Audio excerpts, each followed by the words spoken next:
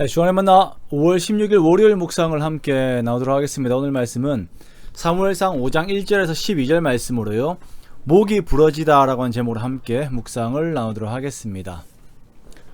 오늘 본문은 하나님의 언약궤 앞에서 목이 부러진 블레셋의 우상에 대한 내용을 말씀하고 있습니다.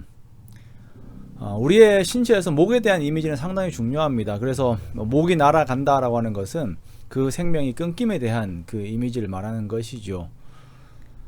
예전에 예수님의 몸된 교회에 대해 설명을 하면서 우리 모두가 예수님의 지체로서의 평등함을 이야기를 하려고 질문을 한 적이 있습니다. 여러분, 목사는 신체의 어느 부분에 해당될까요? 라고 물었을 때에 많은 분들이 목이요 라고 이렇게 답을 하시는 것을 보고 같이 웃었던 적들이 있습니다.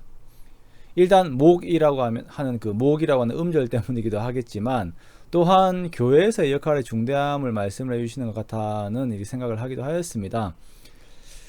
일단 답은 그런 것이 없이 모두가 주님 앞에 요긴하게 쓰이는 지체이죠. 자, 그런데 오늘 말하고자 하는 목이 부러진다 라고 하는 것은 그 생명이 끊어지되 존귀함이 아닌 비참하게 그 생명이 끊어짐을 말씀을 하는 것입니다. 자, 누가 이렇게 되었는가? 블레셋의 신 다곤이 그렇게 되었어요. 앞서 이스라엘과 블레셋과의 전투에서는 상당히 묘한 대결이 펼쳐졌습니다. 첫 번째 전투에서 패한 이스라엘이 성소에 있는 언약궤를 전장으로 들고 나왔죠. 이 언약궤를 가지고 나오면 하나님도 따라서 나오실 것이다 라고 생각을 했고, 스스로가 하나님을 다룰 수 있다 라고 생각을 하였습니다. 그리고 이 앞에서 순간적으로 놀란 블레셋은 자기들의 인간적인 힘으로 이스라엘의 신과 한번 싸워보자고 사기를 올리는 전투에 임합니다. 자, 결과는 블레셋이 어마어마한 승리를 거두게 되어요. 그리고 언약궤를 빼앗기게 됩니다. 이 전쟁의 결과를 두고 이스라엘은 낙담하고 블레셋은 승리에 도취하게 됩니다. 우리 신이 이스라엘의 신을 이겼다라는 것입니다. 이스라엘은 하나님을 대할 때에 이방 우상을 대하듯이 하였습니다.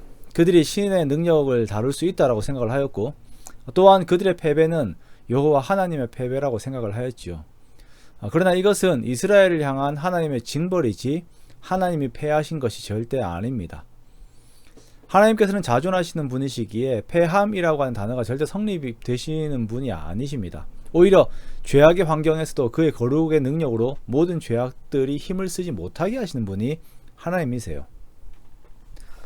블레셋은 하나님의 궤를 전리품으로 가지고 가서 그들의 우상인 다곤의 신전으로 가지고 갑니다. 그리고 다곤 곁에 그 궤를 두어요. 자, 그런데 다음날 일찍 일어나 보니까, 신전으로 가보니까 다곤의 우상이 넘어져서 하나님의 궤 앞에 엎드려져 그 얼굴이 땅에 닿아 있습니다. 절하는 모습이 된 것이죠.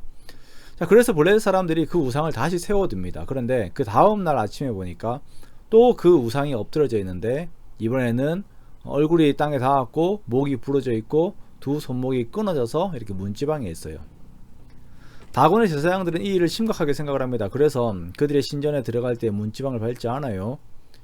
우상은 아무런 의미가 없는 존재입니다. 그러나 하나님께서는 스스로의 영광을 위하여서 상징적으로 이 일을 행하십니다. 다곤의 목이 부러졌다, 즉 하나님 앞에서 하나님을 대적하다가 비참하고 무기력하게 그 생명력을 잃었다라고 하는 것을 보여주시는 것입니다. 자, 그런데 우리가 보면 이 앞에 또 목이 부러진 한 사람이 있어요. 바로 엘리 제사장입니다. 대제사장 엘리는 자기 아들들에 대한 잘못된 애정으로 말미암아서 대제사장의 직무를 잊었고 하나님의 거룩이 훼손되는 것을 그냥 방관하였습니다. 자, 대제사장이 이렇게 되면 하나님의 영광이 가리워질까요?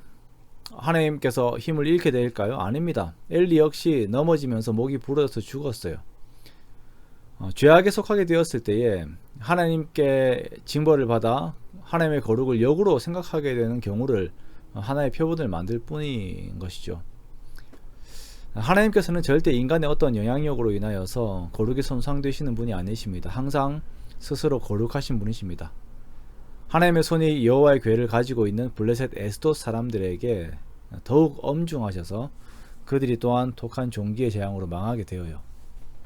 이에 블레셋 사람들이 하나님에 대한 고백을 합니다. 7절 말씀해 보면, 이스라엘 신의 궤를 우리와 함께 있지 못하게 할지라 그의 손이 우리와 우리 신 다곤을 친다라고 말하고 있습니다. 지난 전투에서는 자기들이 강해서 여호와의 궤를 가지고 왔다라고 생각을 하였습니다만, 이스라엘 사람들은 또한 하나님이 약해서 이러한 결과를 가지고 왔다라고 생각을 하였지만 하나님께서는 오히려 인간의 손을 빌리지 않으시고 스스로의 손으로 블레셋의 지역마다 언약궤가 옮겨지는 지역들마다 그들을 치시는 것으로 스스로의 자존하심을 드러내십니다.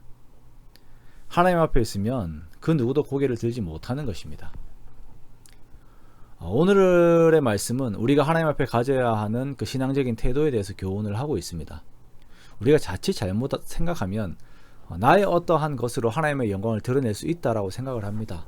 나의 어떠한 것으로 하나님의 능력을 드러낼 수 있다라고 생각을 해요. 그러면서 나의 영광과 하나님의 영광을 함께 취하려고 합니다. 그러나 절대 그렇지 않습니다. 하나님께서는 스스로 계신 분이십니다. 우리들이 하나님 안에서 하는 모든 행위는 오직 하나님께서 허락하신 은혜의 범위 안에서 이루어지는 것입니다.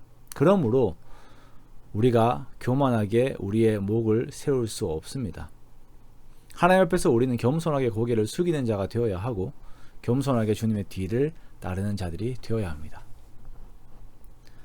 한나의 찬양처럼 하나님은 살리시기도 하시고 죽이시기도 하십니다. 모든 주권이 하나님께 있습니다. 그러므로 사랑하는 성도 여러분, 우리가 하나님께서 받으실 영광에 따라 하나님을 높이고 하나님을 경외하는 우리가 되기 원합니다. 그 은혜를 온전히 바라기 원합니다. 그리하여서 하나님께서 나를 세우실 때에 내가 일어섬을 고백하며 그 은혜의 삶을 실제적으로 경험하는 우리가 되기 원합니다. 내가 강해서 하나님이 강해지시는 것이 아니라 하나님의 강함으로 내가 강하게 됨을 항상 기억하면서 주께 순종하고 주의 능력을 구하는 저와 여러분의 복된 삶이 되시기를 주님의 이름으로 축원합니다.